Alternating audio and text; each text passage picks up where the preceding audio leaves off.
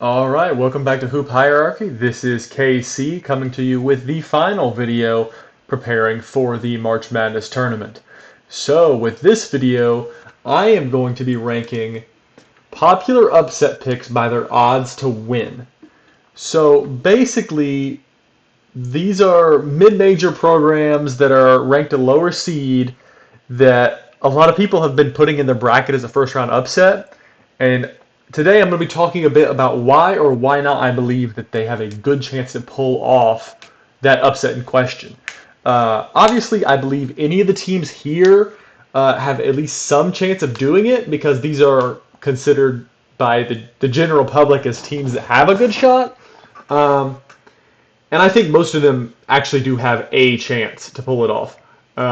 So with the four tiers I'm going with S should be favored in their matchup. A, they have a 50-50 shot to win.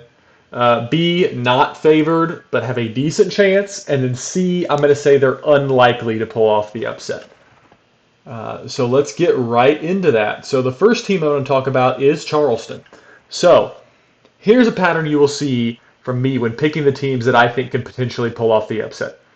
They're fast, they can shoot threes, they're veteran-led, and a good defense is a plus. Charleston has all these factors and is a good pick to pull off the upset in round one. They've showed in their conference tourney that they can even overcome a bad shooting night sometimes and get a win. I don't think they'll do that against San Diego State, but who knows? I mean, they have a good scoring duo in Dalton Bolton and Ante Brozovic. I think I said that right. And I think it's going to be really close with them in San Diego State. So I'm going to put Charleston A tier.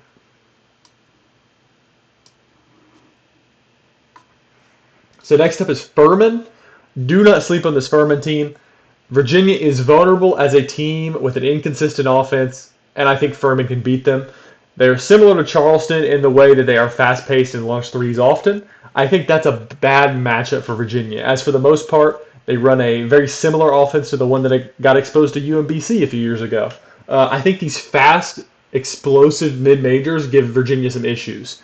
And I think if Furman can dictate the pace in this game, Virginia's going to have some trouble. I actually am going to put Furman A tier. I think they're going to make this game really close. I think this is going to be a good game. Furman is, I believe, rightfully going to be put A tier here.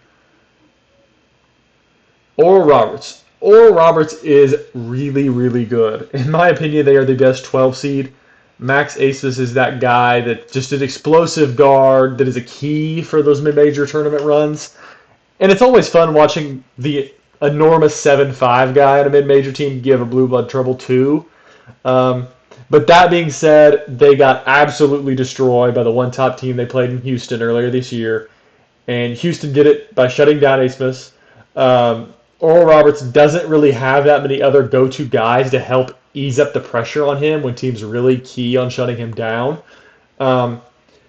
I think they, like I said, they are really, really good. And against any other team, they would probably be A or even S tier. But Duke is just too good, I think, for them. I think they may give Duke some trouble because I do think they have the talent. But I just can't force myself to pick them as much as I want to. So Oral Roberts is going to be going B tier here. Next up is Louisiana. So I think most people are picking Louisiana because Tennessee is a weak 4 seed. While that is true, this Louisiana team doesn't seem like the type of team that's going to beat Tennessee. Their star player is Jordan Brown, who is absolutely good enough to be in a Power 5 squad. But as a team, where I struggle with them is their inconsistent shooting. They have a couple of guys that can make the three, but as a team, they are not necessarily proficient. Plus, they struggle with free throws. I just can't see this team creating enough offense to keep up with Tennessee. I'm going to be putting them C tier. Next up is Drake. So, like I have said and will continue to say, upsets happen because the underdog is a good shooting team that can catch fire. This is no different in this situation. Drake has been phenomenal this year. DJ Wilkins is their leader, and he, like the rest of the team, can shoot. He is Drake's career three-point all-time leader. Another thing I really focus on is the fact that this team is old. Like, they're one of the top 5 oldest teams in the NCAA. Vets very often come through at least for one game in the NCAA tournament. Along with that, Miami to me is a week 5 seed.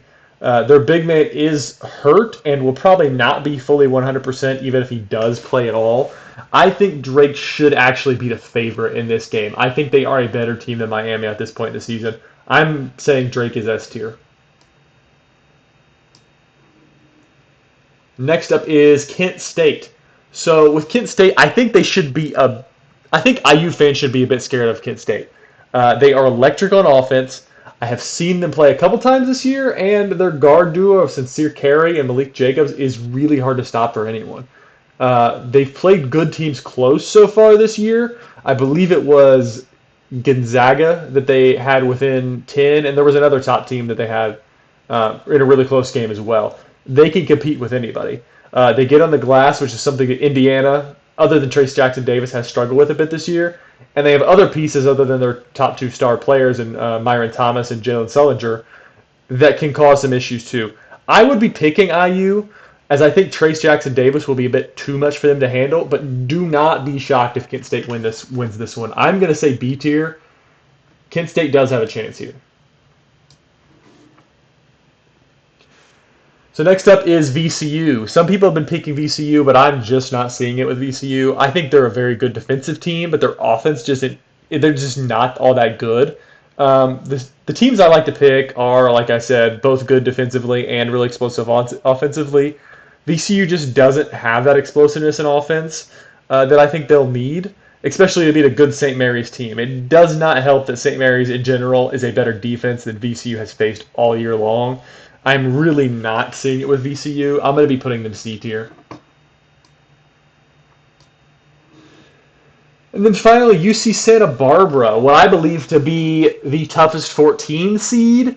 And it's a team that obviously, because they're a 14 seed, people aren't talking about them as much as these 12s and 13s. But I really think something is speaking to me with this UC Santa Barbara team. I've noticed that they have a pretty short bench, but their main rotation is a good group of 6 guys that have been together for a while. You know, this isn't ideal for a long tourney run because guys can wear out, but it is for a first-round upset. I think UC Santa Barbara has a really favorable draw as far as 3 seeds go in Baylor. I talked a little bit about Baylor in another video. I believe Baylor is vulnerable. I think UC Santa Barbara is vet-led. They pressure you on defense. They can hit the 3. They can score just in general. I will be picking UC Santa Barbara to upset Baylor. I am not saying there's even a 50-50 shot they do it, because I do think Baylor is overall probably a better team. But I do think that that's a good upset to throw in there in your bracket to get a leg up on others who are going to have Baylor going pretty far. I think UC Santa Barbara has a really solid shot of pulling it off. I'm going to say UC Santa Barbara is B tier. All right, and that is the end of the final of the 3 March Madness videos I planned on doing before the tournament. I may do one a little bit later in the tournament, maybe when we get down to the Sweet 16, Elite 8, something like that, to kind of rank the teams left. I think that is something I may do. But as of now, I think these are the 3 videos I'm doing for pre-tournament to try to rank and determine how these teams are going to perform when the tournament finally starts up. But like I've said in past videos, I appreciate you guys sticking around to the end here.